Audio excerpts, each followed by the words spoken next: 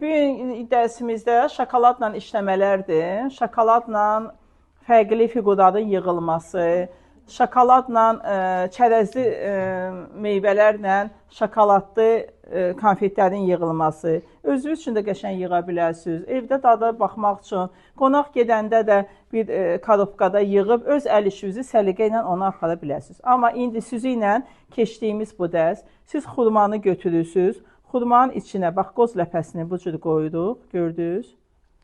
Və bunu şokolada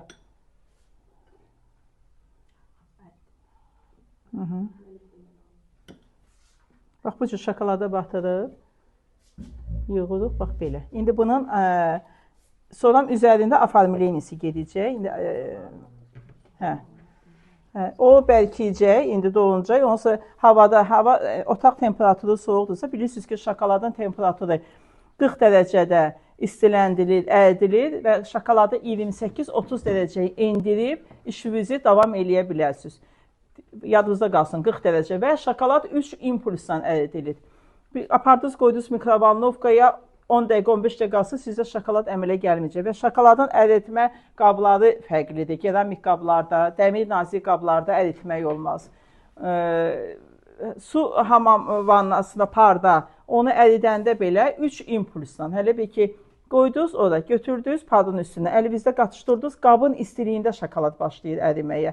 Bir vaxt ki, siz qoyucusunuz çaynikin üstünə ya bir su parının üstünə, yanında dayanıb qatışdırsınız, o əmələ gəlməyəcək. Onun bir saniyəsi belə keçsə, şokolad orada bərkiyəcək və o şokoladdan siz daha istifadə eləyə bilməzsiniz. Ona görə onun şokolad əritmə temperaturunu dəqiq bilirsiniz, 40 dərəcədə perometrlə.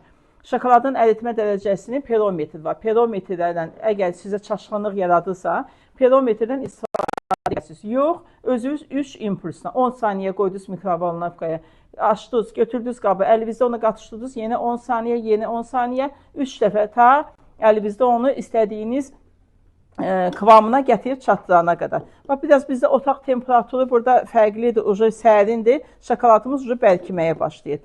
Onda bilin ki, şokolad temperaturundan böyük rol oynayır.